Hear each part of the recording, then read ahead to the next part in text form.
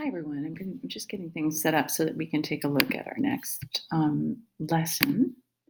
We started a new unit on statistical reasoning, Unit 6 from Chapter 5 in your textbook.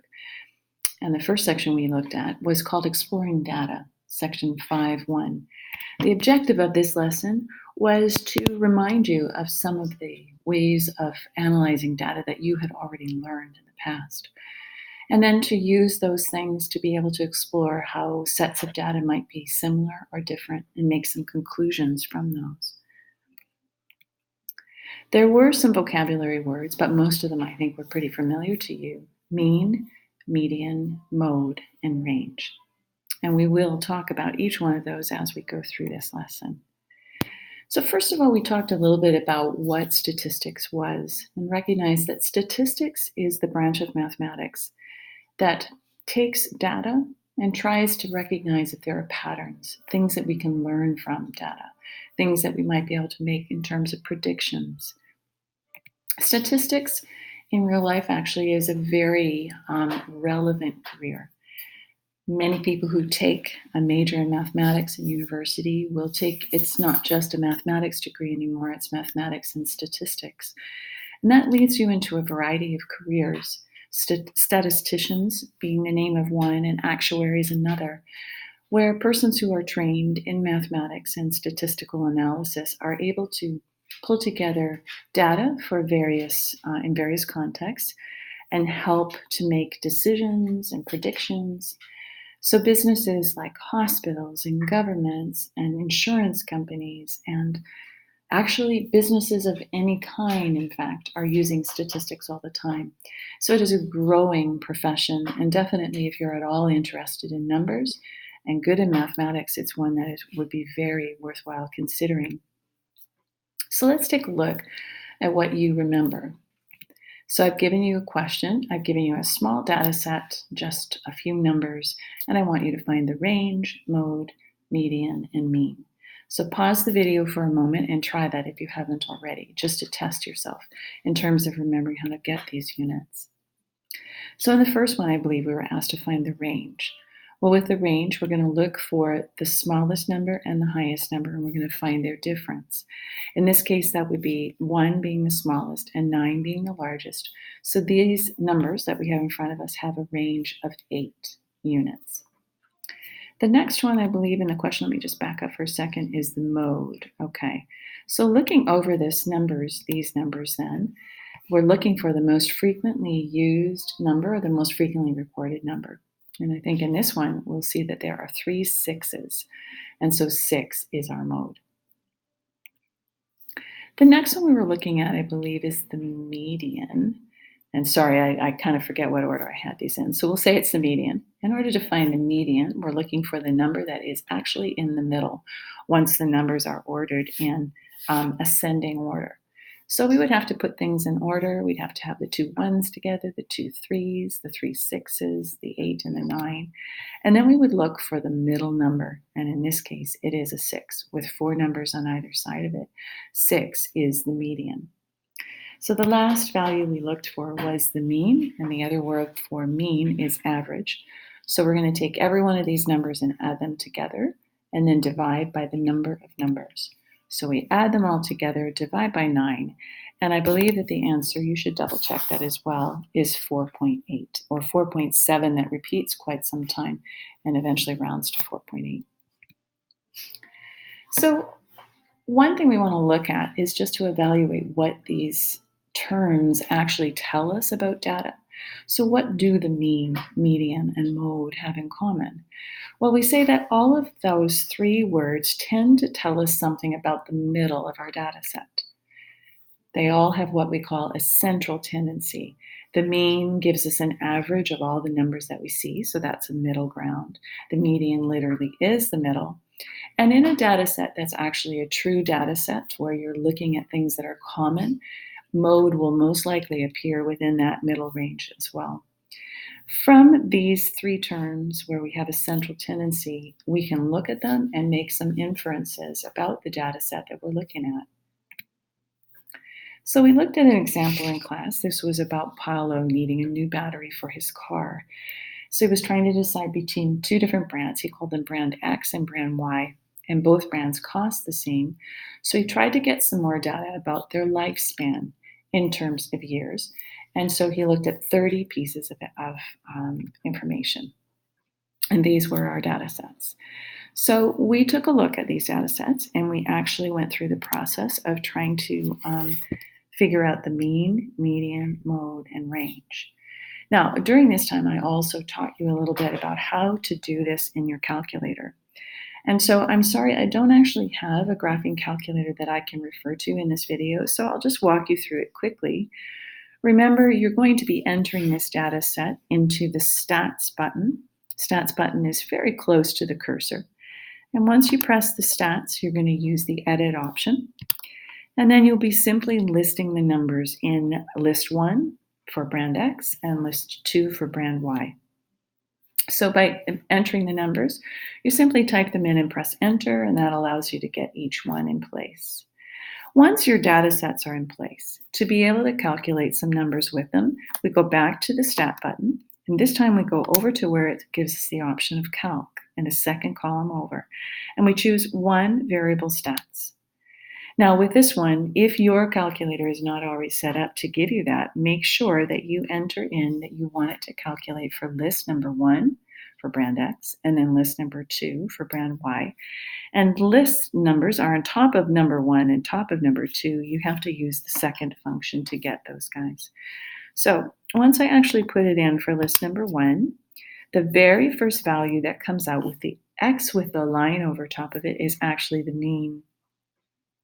A little bit further down, you'll see that it gives you the value for the smallest X and the largest, so min X and max X. And we can see that for the first data set, it is 5.1 for the range. We have a median value of 5.75.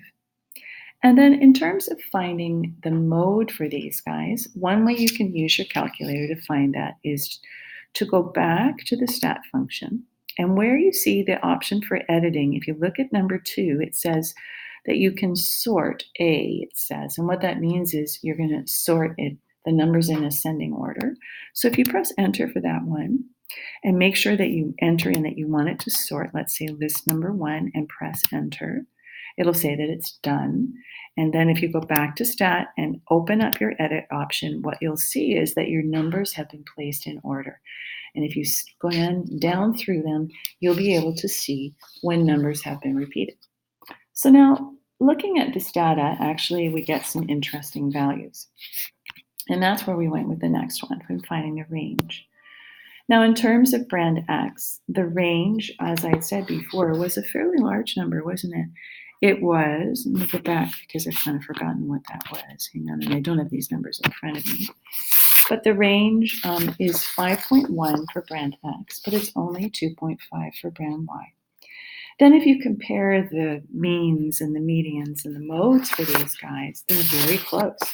You've got a mode of 5.7 for one and 5.9 for the other. The median is 5.75 for one and 5.75 for the other, so exactly the same. And then that was the median, sorry. And then the mean is 5.7, or sorry, the mean is 5.74 for X, and the mean is 5.72 for Y.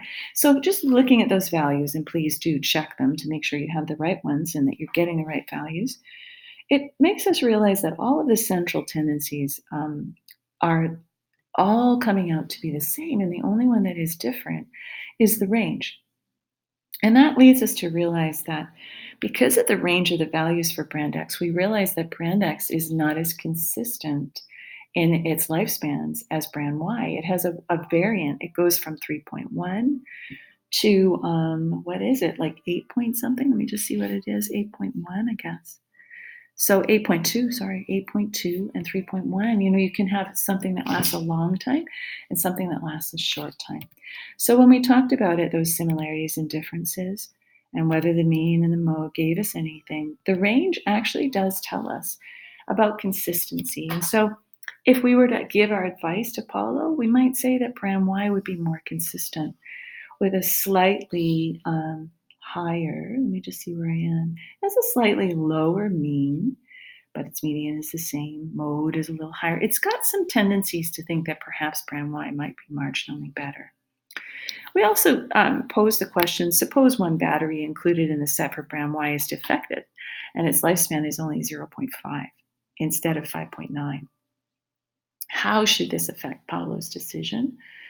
We talked about that a little bit and realized, well, if there's a good warranty on these set of batteries, 1 in 30 is not a terrible lemon. So maybe we should just go with it. But then we thought about, well, 1 in 30 is pretty high. And if it isn't a really good warranty, then we might want to stay away from brand Y. So as you can see, there will always be support kind of in all directions, and you need to make a decision that feels like it is the wisest. Okay, now I'm just going to clear this one, and I'll graph that and clear it. Okay, now with this one, what we have is a frequency distribution table. What they're telling us is it's talking about the number of orders received each day during the past 50 days at the office of a publishing company. So 7 days in those 50, they received 10 to 12 orders. 12 days, they received 13 to 15, and so on through the list. So we were being asked to find the mean, median, and mode. Let's talk about mode first of all. What was the most common one? Well, 17 days had 16 to 18 orders. So definitely the mode would be 16 to 18. If we look at the median, remember we have 50 days.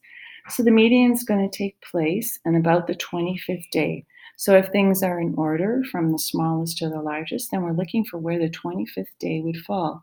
7 days here, 12 days here. So the 25th day is going to fall somewhere in this one.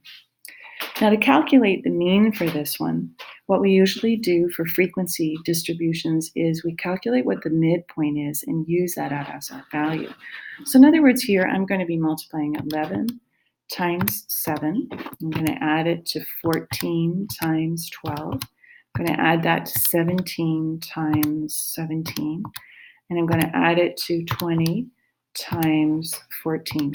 I'm going to take those numbers and then divide them all by 50, and I get 16.28 as the mean. So there you have it for the frequency distribution tables and calculating mean, median, and mode. Lastly, we had the following question, which was an interesting one. And what we had here was a bit of a puzzle. Please do read the question before you take a look or listen to my response. When I have something like this, I have 10 numbers that have a mean of 37. And that means that those numbers, sum would have been 10 times 37, which is 370. Now, if 1 is taken away, now I only have 9 numbers. Their mean is 38. And so if I figure that out, 9 times 38 gives me a sum of 342. One had a sum of 370 and the other had a sum of 342. And if I find the difference of those, 370 minus 342, I get an answer of 28. So the number that was taken out, the number that was removed, was 28. Okay, that should take us through this first section for similarities and differences between two sets of data. And here are your questions for homework. Good luck, everybody.